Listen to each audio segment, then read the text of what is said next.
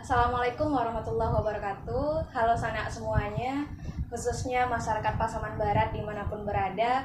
Pada kesempatan kali ini Bang, Milenial Pasbar berkolaborasi dengan Podcast Q akan bahas baper nih Bang. Baper bukan bawa perasaan, tapi baper ini singkatan dari bahas politik dan pemerintahan.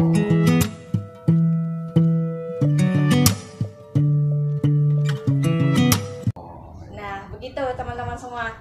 Sebelumnya perkenalkan, saya Dewi Sylvia Putri, salah satu dari host Milenial Pasbar.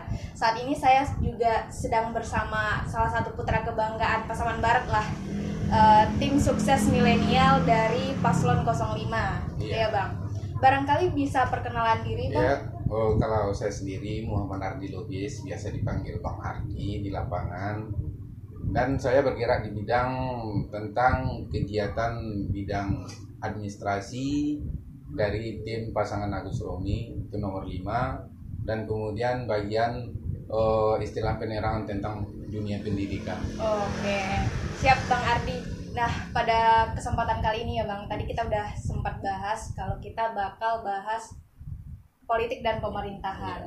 Nah, sebelum kita menggodok ataupun mengupas lagi nih visi misi ataupun gagasan dari paslon nomor 05, Dewi ada pertanyaan nih Bang.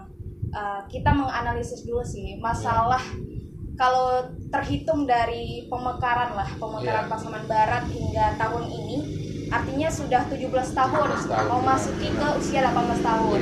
Nah, kalau diibaratkan manusia ini udah remaja gitu kan, remaja kan, peralihan remaja ke dewasa. Nah betul. Jadi kita melihat dulu nih analisis masalah sebenarnya ataupun evaluasi besar lah dari tahun ke tahun Pasaman Barat itu menurut Bang Ardi sendiri itu bagaimana sih Bang? Kalau saya sendiri, ya kita menilai Pasaman Barat bukan semakin majunya, tapi dalam berbagai aspek, baik itu kesejahteraan masyarakatnya, pendidikan yang khususnya yang saya ditempatkan di situ, itu sangat bisa kita lihat dari rating data-data yang ada gitu kan, bahwasanya kita itu jauh ketertinggalan dari, sementara APBD daerah kita salah satu APBD tertinggi, sementara kok kualitas SDM dan sumber daya alamnya yang melimpah kok Pasaman Barat masih jalan di tempat, bahkan bisa dikatakan mundur gitu kan. Ya, kalau penilaian saya sendiri, kita butuh sosok pemimpin yang baru untuk membawa Pasaman Barat ke lebih maju. Khususnya ini di bidang pendidikan gitu ya Bang? Iya. Nah, dengan analisis masalah tersebut gitu Bang, yang ditawarkan dari Paslon 05 itu seperti apa Bang? Mungkin bisa disampaikan lah dari gagasan visi misinya. Kalau dari gagasan visi misi Pak Agus Susanto itu sendiri dan Bang Romi, kita akan mengadakan sesuatu pendidikan yang terintegrasi. Selama ini pendidikan itu hanya dibawahi oleh dinas pendidikan. Pemerintahan hanya menunggu laporan gitu kan, menunggu laporan dari dinas pendidikan, istilahnya menunggu laporan data. Tinggal lagi nanti di kedepannya di Pak Arto dan Bang Romi, ini akan kita adakan sesuatu yang mungkin untuk pertama kalinya di Sumbar. Apa itu Bang? Yaitu salah satu sistem yang terintegrasi dari tingkat dasar sampai tingkat SMA, sehingga masyarakat tahu mana kelemahan dari siswa tersebut, apa kekurangan siswa tersebut, di mana skill siswa tersebut. Itu semua orang bisa mendeteksi. Bukan selama ini kita taunya yang ikut olimpiade, yang ini pasti yang dekat sama gurunya lah, yang inilah, sehingga yang namanya SDM, yang kualitas SDM itu tidak pernah akan muncul. Padahal putra-putri Pasaman Barat ini sangat banyak yang pintar. Bahkan bisa dibilang mungkin ada IQ-nya yang sudah melebihi dari 200 mungkin kan, tinggal lagi tidak terdeteksi. Dan kemudian di bidang pendidikan ini kita jangan berbicara secara global. Kadang-kadang manusia itu punya soft skill tersendiri, sehingga kita akan cari bibit-bibit yang seperti itu dan akan kita kembangkan untuk salah satunya kemajuan putra-putri Pasaman Barat, termasuk kayak kita ke generasi milenial itu. Oke, itu terkait SDM gitu. Iya, terkait SDM. Terkait sekolahnya sendiri sih Bang, dari tahun ke tahun kita lihat lah ya kondisi di Pasaman Barat ini melihat bahwa kalau sebenarnya sekolah banyak sekolah yang bagus di Iya. Pasaman Barat. Cuman terkadang anak kota Pasaman Barat ini malah justru memilih keluar gitu. Barangkali ya disebut saja kota Padang Panjang, Iya. Agam, seperti itu. Sebenarnya itu yang diusul menanggapi omongan Nadek tadi kan. Jadi sebenarnya yang diusul Bapak Anto dengan Bang Romi ini sebenarnya itu Pasaman Barat yang adat Besandi Sarak Balsandi kita Bungo gitu kan. Itu visi besar. Visi besarnya. Jadi kayak gini. Makanya kita tarik global secara khusus itu semua. Sebenarnya tercantum di situ semua. Kenapa dikejar Padang Panjang, Bukit Tinggi ataupun istilahnya ke kota-kota lain, itu sebenarnya tujuan orang di sini itu mencari sesuatu yang lebih gitu kan. Iya. Jadi di sini kita akan coba kita cari data di mana sekolah apa kekurangan, apa kelemahannya dari pemerintahan nanti, sehingga baik itu RKB, ruang kelas, sarana prasarana yang ada di sekolah itu kita usahakan mungkin bisa kerjasama. Sebenarnya kan pendidikan bisa kerjasama dengan perusahaan, dengan ini dengan itu kan bisa dilaksanakan sehingga nanti Pasaman Barat kita usahakan dalam 5 tahun kepemimpinan Pak Agus Romi ini menjadi patokan pendidikan di Sumatera Barat. Kalau konsep-konsep tentang pendidikan untuk Pasaman Barat itu udah full. Kita hanya menunggu waktu ketok palu pada 9 Desember aja sih gitu kan. Mengacu ke visi misinya Pak Agus, Pak Romi gitu ya Iya. Bang. Di sini kan terbukti dari pendidikannya, Iya. itu implementasi dari misi yang nomor 4 gitu. Iya. Barangkali Abang bisa menjabarkan lah misi yang kita bisa implementasikan itu apa aja gitu dari poin-poinnya. Yang mana itu? Nah, baik itu di bidang agama tadi Ya. bisa di Ya istilahnya kayak gini kan, yang kemarin juga pas waktu debat kan udah disampaikan sama Pak Agus Romi gitu kan. Jadi sebenarnya sekarang contoh pendidikan agama. Yang pendidikan agama ini sebenarnya yang ditekankan di sini kan istilahnya budi pekerti dan akhlak, moral. Coba kita ya kasih contoh kayak gini ya. Seseorang yang pintar tapi tidak punya akhlak, dan seseorang yang kemampuannya hanya sebatas itu tapi mempunyai akhlak, mungkin akan lebih baik kena terima yang nomor 2 karena skill dan kemampuan itu bisa diasah. Namun akhlak seseorang yang susah diubah, orang tidak akan pernah bisa menerimanya, baik itu dalam dunia pendidikan, perusahaan ataupun pemerintahan kayak gitu. Perlu adanya Ya, penerapan tentang budi pekerti dan akhlak itu istilahnya termasuk nanti kita juga penjabaran yang lain, pendidikan Qurannya, pendidikan Quran yang mana kita targetkan contoh kayak di sekolah kita di SMK IT Agus Susanto itu apabila ada siswa yang memiliki kemampuan hafal atau hafiz Quran 30 juz akan dikasih beasiswa 100 juta rupiah. Nah, kita udah ada program itu jauh-jauh sebelum itu, kita udah punya program gitu di kan. SMK IT Agus Susanto termasuk anak yatim juga digratiskan. Kalau bicara tentang pendidikan, Pak Anto itu udah sebelum dia ngomong dia udah melakukan kayak gitu. Istilahnya kita hanya butuh pijakan untuk mengimplementasikan itu kepada halayak banyak gitu. Oke. Lanjut nih Bang, ke misi yang kedua, itu tentang birokrasi yang profesional. Nah, bagaimana sih implementasinya? Jadi yang dimaksud birokrasi profesional itu kadang-kadang kita birokrasi itu istilahnya sama dengan pemerintahan kan. Di situ kadang-kadang ada mungkin kita tidak boleh membahas, tapi kebanyakan di lapangan ada itu istilah jual beli jabatan. Jual beli jabatan yang dimaksud kayak gini, ketika mengusung paslon ini adalah yang ini janji-janji manis gitu kan. Tapi kita di sini birokrasi profesional itu kita tidak ada kerjasama dengan yang seperti itu. Kita murni dari rakyat, independen. Kalau soal nomor itu dari KPU kan, tapi kita murni dari rakyat dan untuk rakyat. Yang nantinya di birokrasi ini siapa yang layak itu kita tempatkan. Siapa bidangnya di situ. Kebanyakan seperti kita lihat sekarang di birokrasi pemerintahan kita, orang dia bidangnya bahasa Inggris ditempatkan di dinas perikanan. Itu contoh bukan mungkin yang terjadi saat ini gitu kan. Tidak disiplin ilmunya tidak di situ. baru kita masyarakat bertanya, kok bapak itu ditanya soal ini dia nggak mampu gitu. Padahal kenyataannya, ya itu birokrasi profesional itu tidak diterapkan gitu. Kayak gitu. Oh iya Bang, berbicara tentang independen nih, sebenarnya ada beberapa pertanyaan yang nitip kemarin.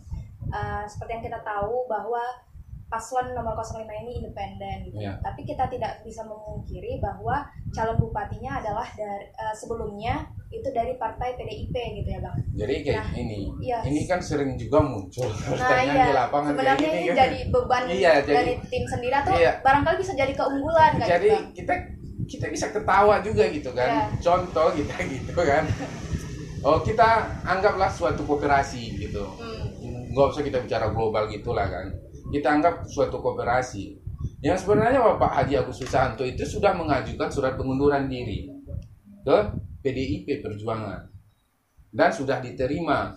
Tapi yang permasalahan yang terjadi sekarang itu di website PDI itu nama Pak Haji Agus Susanto masih terdaftar. Kok bisa gitu? Kan itu yang jadi pertanyaan. Jadi saya ibaratkan saya pimpinan perusahaan, kakak kerja sama saya. Di daftar tenaga kerja saya itu nama kakak pasti ada kan?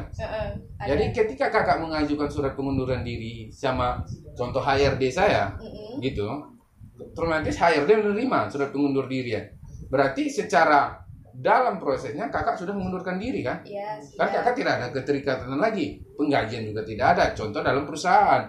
Tapi soal penghapusan nama di website itu bukan wewenang dari Pak Haji Agus Susanto. Kita harus bijak lah menyikapi itu. Contoh, saya menghapus nama kakak, itu kebijakan saya, bukan kebijakan kakak. Inilah namanya strategi politik. Selagi namanya tercantum di situ, kira-kira gimana pandangan publik gitu kan? Tapi inilah permainan politik.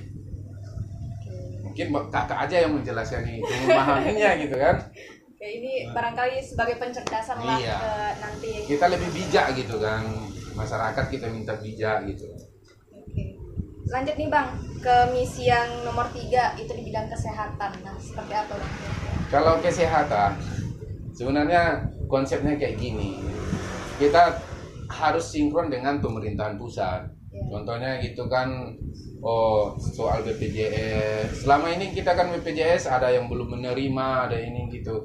Kita akan usahakan dari lingkungan paling kecil, contohnya kejorongan ataupun kampung, kita akan kutip data-data itu, kita sesuaikan mana yang golongan dia, kita akan coba kita sesuaikan. Dan nanti untuk fasilitas mungkin dengan kesehatan, termasuk kan kita sudah ada rumah sakit Pratama di Ujung Gading. Insya Allah beliau duduk itu akan kita fasilitasi dan kita resmikan gitu kan. Jadi istilahnya masyarakat yang berobat dari Silaping, Desa Baru mungkin tidak bekerja lagi ke Jamba. Dan kemudian nanti itu di bidang kesehatan kita juga akan adakan suatu sistem-sistem terbaru yang mana nanti mau berobat tidak harus lagi datang dulu, bisa ngambil tiket antrian jarak jauh. Mengingat Pasaman Barat bukan hanya luas tapi panjang. Jadi ketika dia sakit, contoh kakak, dia sakit sementara dia harus bekerja mengambil tiket antrian. Faktor risiko dia kecelakaan di jalan berapa besar gitu kan? Belum lagi sakit, ujung-ujungnya kecelakaan, akhirnya kembali pada sang ilahi kan. Jadi makanya kita akan coba evaluasi, bukan berarti kita menutupi program yang sebelumnya. Mungkin kalau ada yang program-program yang sebelumnya yang baik akan kita lanjutkan. Tapi mungkin ada kekurangan, nanti kita evaluasi, kita perbaiki. Pasti ada analisisnya.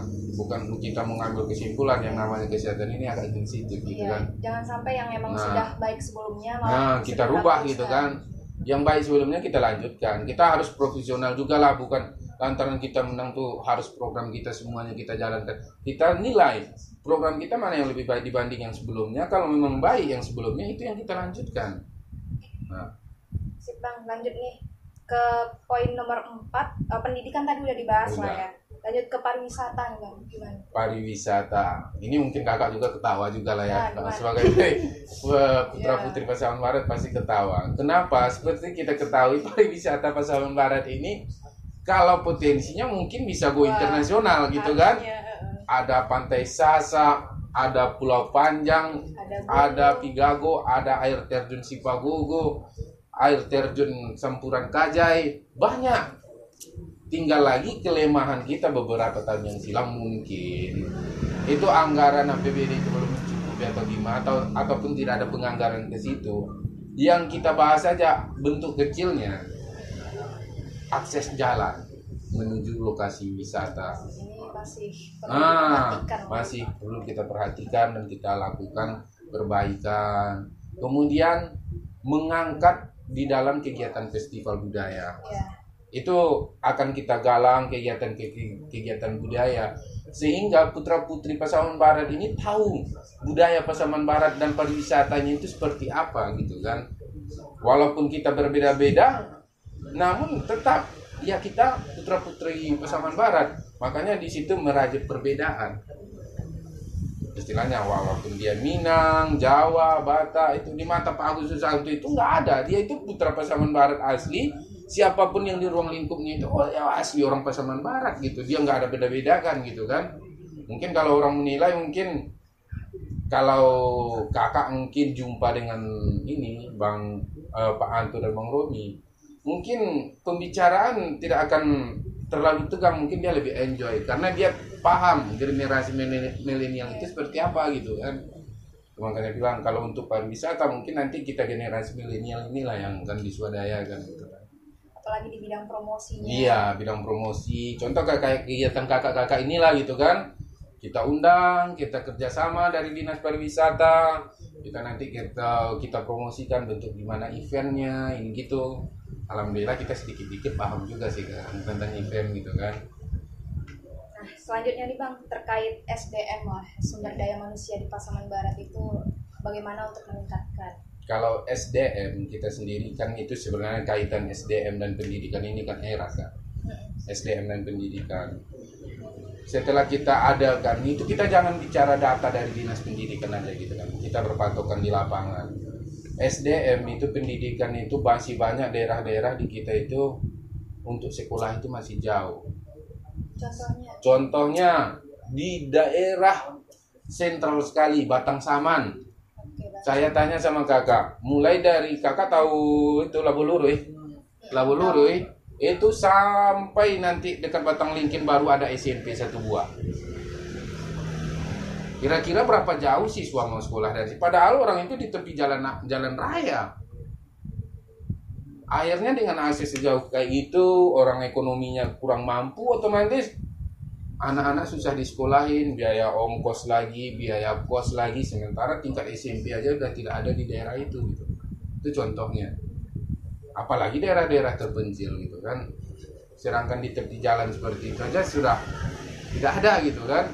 Masih banyak yang kita evaluasi untuk meningkatkan SDM itu sendiri. Tapi kalau kita bicara tentang kemampuan IQ dari putra-putri Pasaman Barat, saya bisa pastikan kita Pasaman Barat ini orangnya pintar-pintar. Tinggal lagi implementasi pendidikan yang di Pasaman Barat ini yang perlu kita benahi. Oke, itu terkait pendidikan formalnya. Iya. Nah, bagaimana untuk peningkatan pendidikan yang kalau non-formal, soft skill ini gitu. Alhamdulillah kita juga dulu, kebetulan saya kan udah lama kerja sama Pak Anto gitu kan. Kita udah pernah bikin program. Kan orang banyak bertanya apa sih program Pak Anto waktu DPR RI gitu kan. Salah satunya program dia kemarin dia itu kerjasama dengan BLK. Nah, BLK itu Badan Pelatihan Kerja kan. Jadi di situ ada contohnya kan udah taman SMA tidak ada pekerjaan, skillnya yang kita asah. Contoh teknik otomotif, ada program 3 bulan, ada servis handphone, ada kegiatan menjahit, data boga. Kita udah pernah laksanakan kegiatan-kegiatan seperti itu. Tinggal lagi nanti jika ada insya Allah Bapak Agus Susanto Bang Romi jadi pemimpin di Pasaman Barat, insya Allah kita akan terapkan di Kejorongan. Terapkan Kejorongan. Terus ada nggak sih peran milenial di sana gitu Pak? Yang pertama kita pergunakan di situ. Kita akan kerjasama dengan BLK. Di situ nanti peran milenial pastinya yang kita swadayakan SDM yang kita asah dulu, otomatis generasi milenial yang taman SMA tidak bisa kuliah, sementara orang itu butuh pekerjaan, tidak ada yang dibawa selain ijazah SMA, mereka bisa mempergunakan sertifikat BLK tersebut gitu. Otomatis yang dituju pertama itu memang generasi milenial. Dan ketika nanti orang itu sudah terasa, kita akan bantu orang itu. Contohnya udah ada kelompok usahanya, kita akan usahakan dananya dari Disnaker gitu kan, bantuan program gitu kan. Yang intinya bidang usahanya itu udah ada. Jangan kita kasih bantuan usaha yang tujuannya itu kita belum tahu apa gitu. Berarti ini memang targetnya ke milenial gitu. Iya, kita selalu pikirkan generasi. Kenapa? Generasi pemuda inilah cikal bakal penerus bangsa. Oke, melanjutkan yang tadi nih Bang. Tadi kan kembalikan ke jorong-jorong, terus targetnya juga milenial itu sendiri. Nah, sebenarnya di sini lebih ke mengacu ini sih Bang. Peran milenial ini sebenarnya banyak, apalagi sekarang masa pandemi, mahasiswa banyak nih yang pulang ke kampung, ada yang buat komunitas baru. Nah, sebenarnya berhubungan juga dengan apa aktivitas diri gitu sama teman-teman di bidang pendidikan ataupun meningkatkan SDM gitu.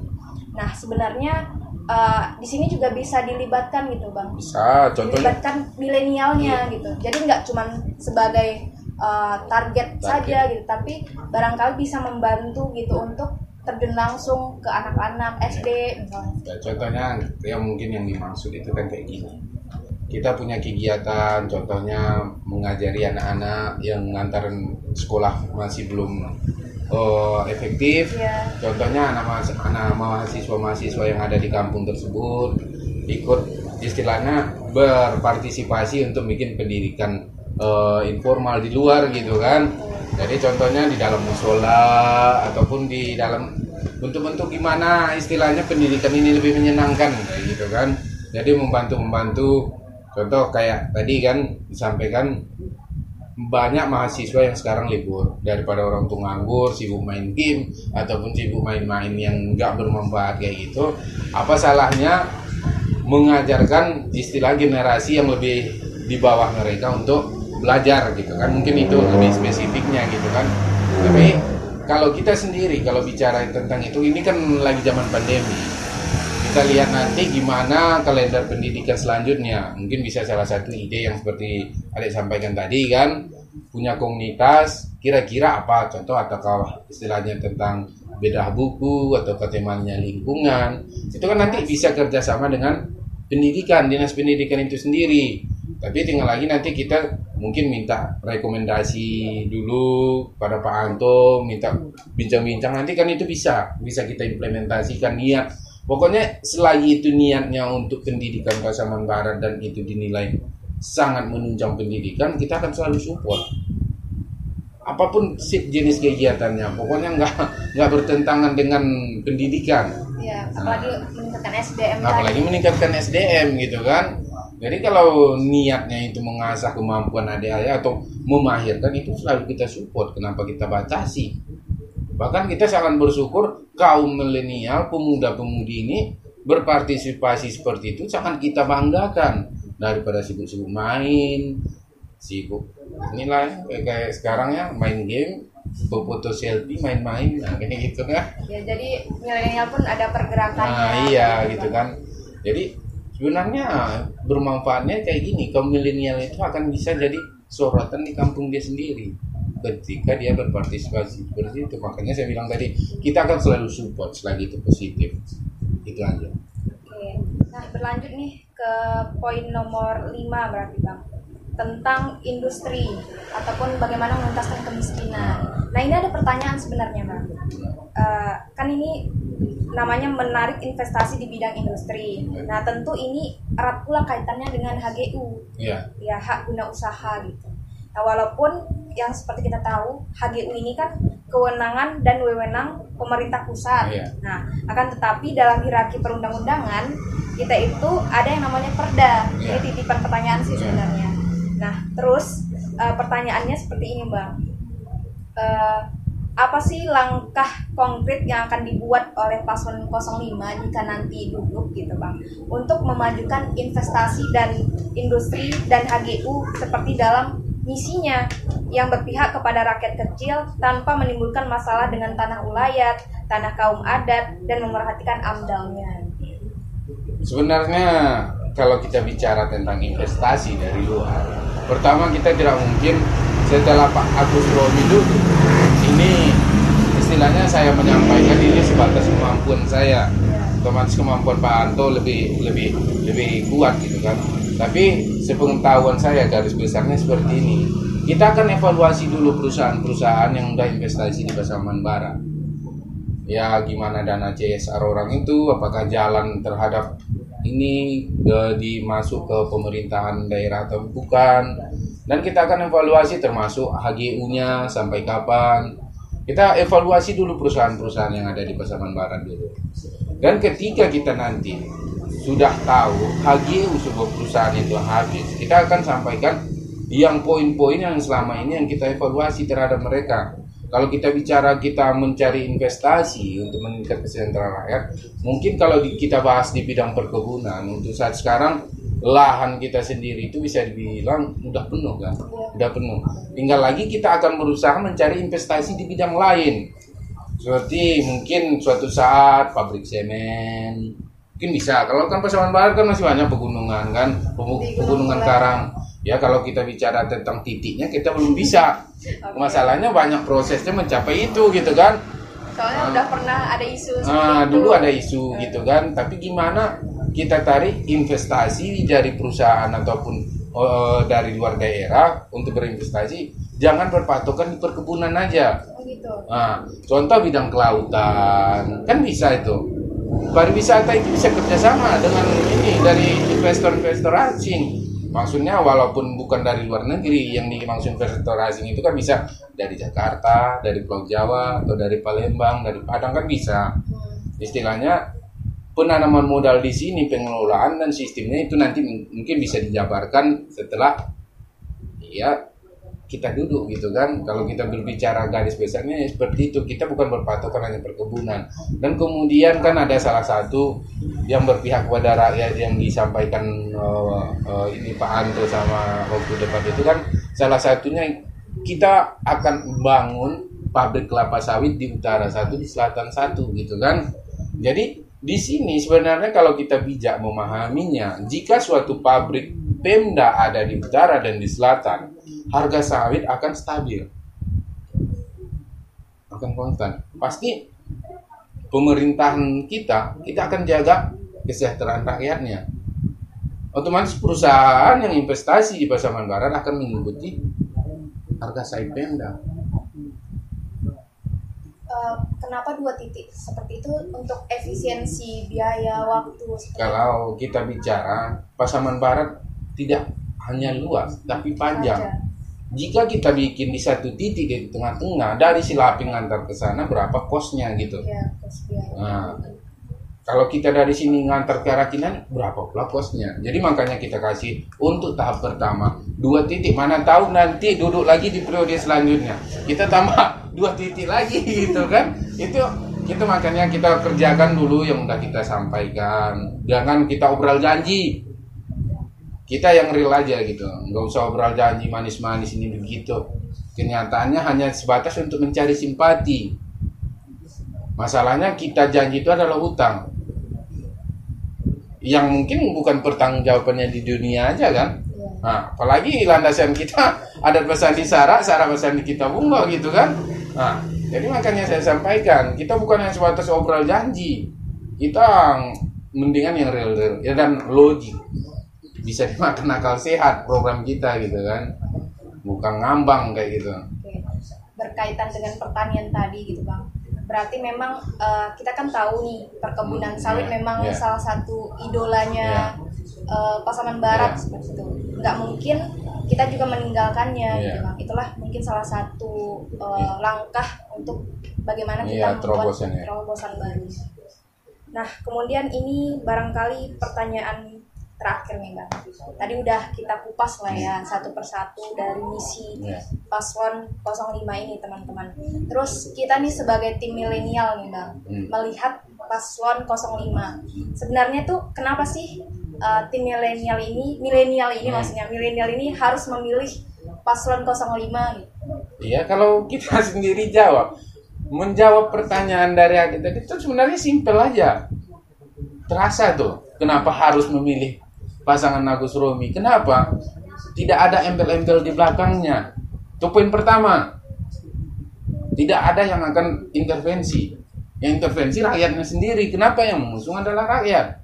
Dan kemudian program-program kita selalu kita istilahnya saling kerjasama dengan kaum milenial. Kita butuh yang fresh. Kita butuh yang fresh. Bukan berarti kita itu nanti setelah duduk kaum milenial ini dikesampingkan. Bukan. Bahkan kita akan adakan penjaringan-penjaringan. Contohnya selama ini kan kedengaran contoh kegiatan Uda Uni. Setelah selesai Uda Uni itu kemana perginya? Hah? Betul nggak? Setelah selesai seleksi, saya kan termasuk event Pesona Air Banyes dengan ada salah satu teman yang bikin event itu. Saya kan ikut dengan dia tuh. Salah satunya kegiatan di Pasaman Barat yang perlu saya koreksi itu. Dicarilah Uda Uni di Pasaman Barat. Ya selama ini kan kalau nggak salah TV Pasbar itu kan udah ada yang bikin gitu kan, udah ada frekuensinya. Kenapa sih kita mikirinnya kayak gini? Contoh pariwisata ini kita akses, kita pergunakan promosinya termasuk TV dengan kita minta frekuensinya walaupun itu jaringannya lokal untuk Pasaman Barat itu sendiri ataupun nanti kopannya Sumbar. Jadi nanti kita minta yang kayak gitu itu dari Kominfo atau contoh generasi milenial ini bisa berkarya. Atau salah satunya di YouTube ataupun Instagram. Istilahnya Pasaman Barat ini gimana sih kita ekspos keluar gitu kayak gitu. Emang butuh promosi. Nah, butuh promosi. Dan yang banyak menggalakkan itu ya dari milenial itu sendiri. Iya. Dengan para milenial ini kan istilahnya banyak yang bisa dicapai kayak gitu. Berarti cukup sampai di sini dulu sih Bang bahasan kita karena memang waktunya 30 menit. Nanti video ini nanti bisa disaksikan di YouTube. Teman-teman juga bisa di-follow atau Instagram kita milenial.pasbar, juga Facebook kita milenial pasbar. Nah, barangkali terakhir mungkin ajakan ke penonton Bang. Ya kalau kita sendiri dari tim pemenangan Agus Romi, kita sarankan untuk masyarakat Pasaman Barat lebih bijak untuk menentukan pilihan. Mari sama-sama kita majukan Pasaman Barat dengan mencoblos pada tanggal 9 Desember 2020 itu pasangan nomor 5 Agus Romi, independen dari rakyat untuk rakyat. Oke. Mungkin itu saja dulu. Saya Dewi Sutia Putri pamit undur diri, juga Bang Ardi pamit undur diri. Terima kasih teman-teman. Assalamualaikum warahmatullahi wabarakatuh. Waalaikumsalam warahmatullahi wabarakatuh.